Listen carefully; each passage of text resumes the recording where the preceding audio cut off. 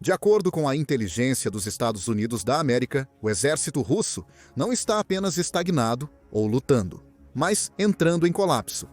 Após meses de ataques desgastantes, baixas crescentes e drones preenchendo os céus, as forças de Putin agora estão perdendo pessoal, armaduras e ímpeto mais rápido do que podem substituí-los. E analistas ocidentais dizem que o ponto de ruptura está próximo. Perdas massivas de tanques, artilharia esgotada, 1 milhão de baixas. E o golpe final? Mesmo com recrutamento recorde, a Rússia não consegue lançar outra grande ofensiva. Estamos testemunhando não apenas um revés tático, mas um ponto de virada. O que a inteligência dos Estados Unidos da América descobriu e quão próxima a Rússia está de um colapso total? Vamos analisar, começando pelo território. De acordo com Richard Barron, ex-chefe do Comando Conjunto das Forças do Reino Unido. Ele deixa claro qual é o principal problema da Rússia.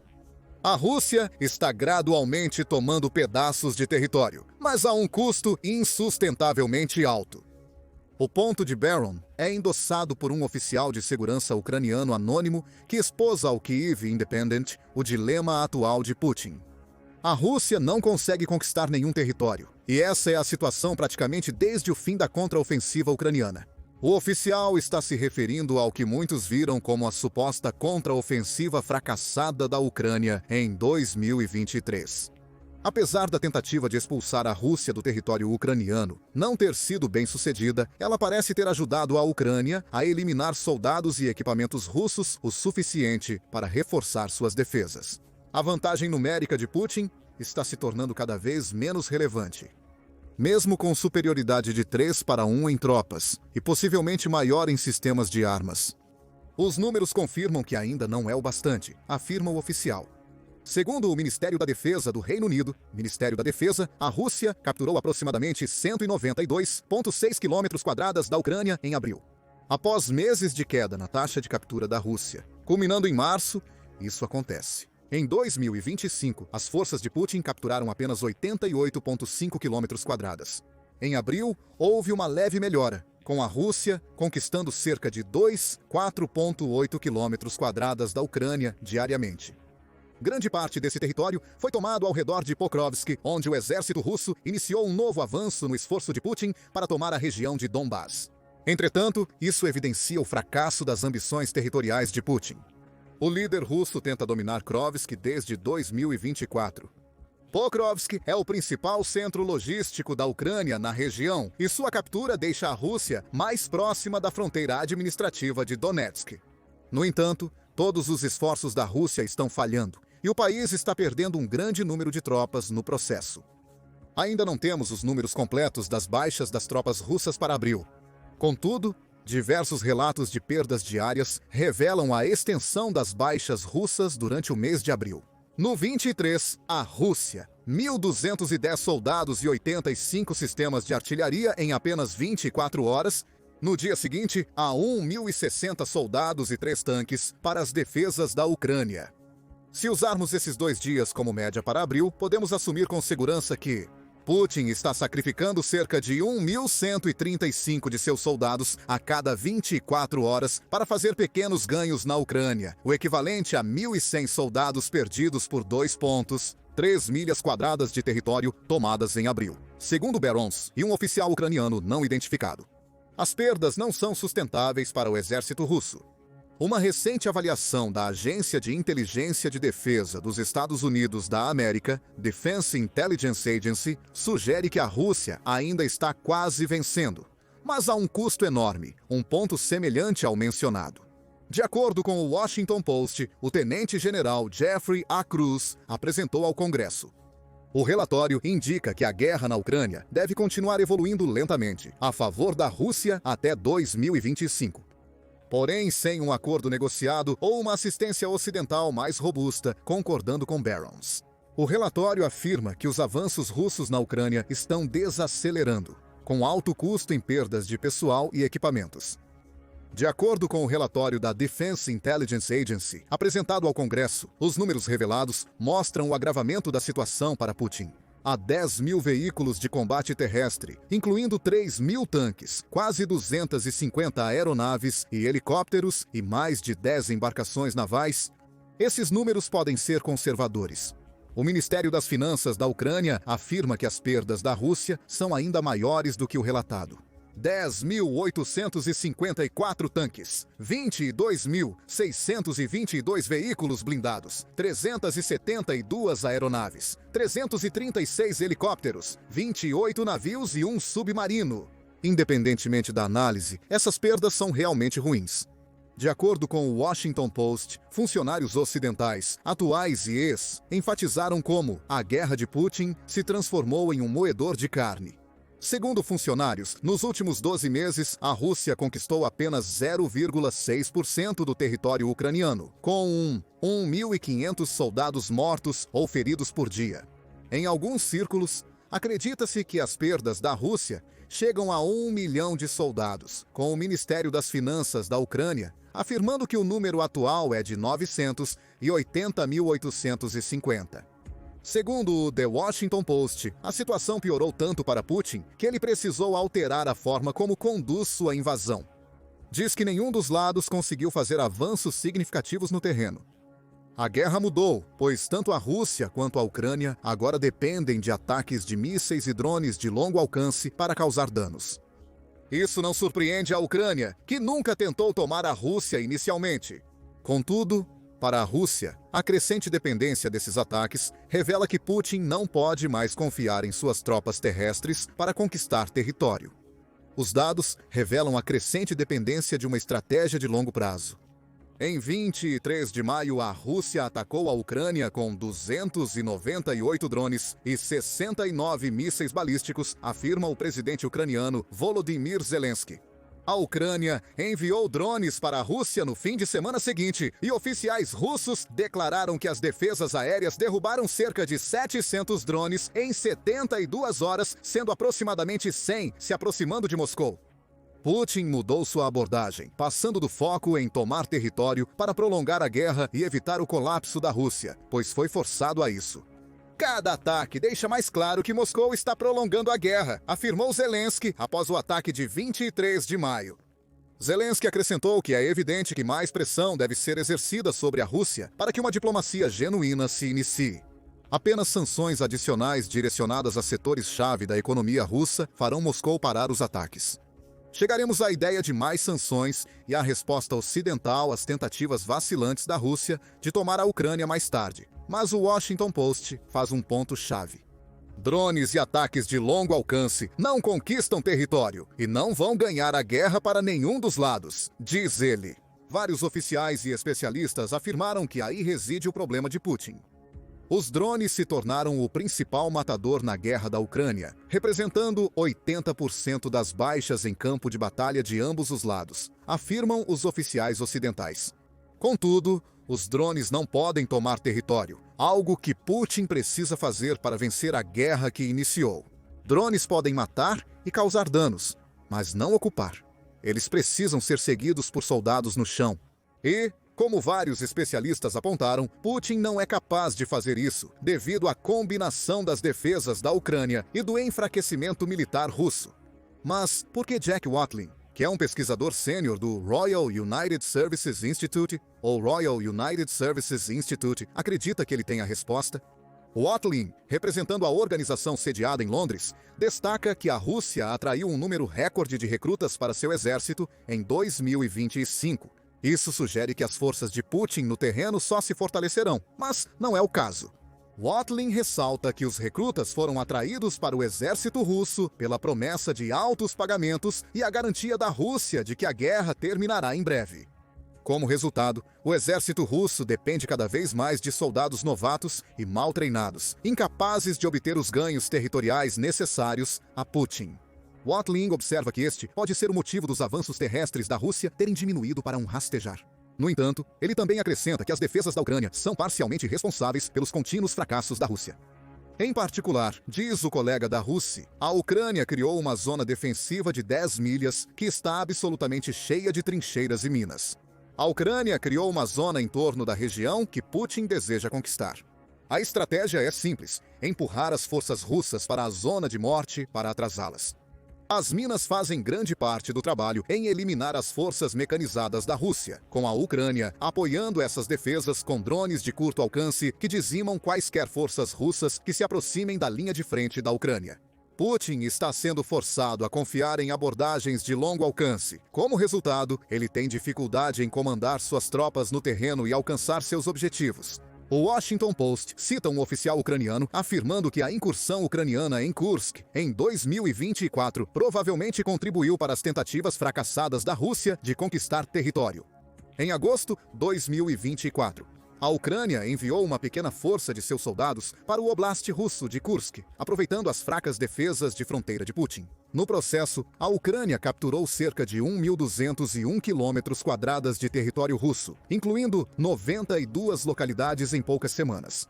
O que se seguiu foi uma tentativa de meses da Rússia para expulsar a Ucrânia de Kursk. A Rússia teve sucesso, mas a um custo enorme. Quando a Rússia afirmava ter expulsado a Ucrânia de Kursk, já havia perdido impressionantes 62 mil soldados, diz a Reuters. Segundo o Ministério da Defesa da Rússia, as perdas da Ucrânia foram tão substanciais quanto as russas. A Ucrânia perdeu 76 mil soldados e 412 tanques na batalha. Para Kursk, porém, esses números parecem ter sido inflados para fazer as baixas da Ucrânia parecerem piores que as da Rússia. Um oficial de segurança ucraniano afirma que isso era parte do plano. A invasão ucraniana em Kursk obrigou Putin a realocar recursos para reconquistar parte do território russo, segundo um oficial. Isso reduziu a pressão no Donbass, permitindo que a Ucrânia organizasse suas defesas, que agora estão forçando Putin a gastar mais de 1.000 de seus soldados por dia para fazer pequenos avanços.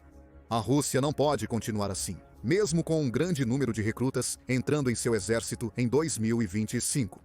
Putin encontra-se em um impasse. É compreensível que os novos recrutas não estejam preparados para a batalha antes de irem para as linhas de frente. Putin está enviando-os como meros corpos para o abate, incapazes de conquistar o território que ele almeja. E fica pior para os líderes da Rússia, muito pior. Além dos inúmeros problemas com as pessoas, Putin também está lidando com o fato de que simplesmente está ficando sem tanques. Jack Watling, do Royal United Services Institute, afirma: os russos podem continuar lutando. A força se tornará cada vez mais desmecanizada com o tempo, limitando a sustentação da atual forma de operação, afirma Watling, que não está errado. Já divulgamos a escala exata das perdas de tanques russos. Já em fevereiro, relatórios de inteligência apontavam que essas perdas eram insustentáveis para o Instituto Internacional de Estudos Estratégicos, ou Instituto Internacional de Estudos Estratégicos, a 1.400 de seus principais tanques de batalha e sofreu altas perdas de veículos de combate blindados. Os números do Instituto Internacional de Estudos Estratégicos são conservadores, contabilizando apenas as perdas confirmadas em batalha.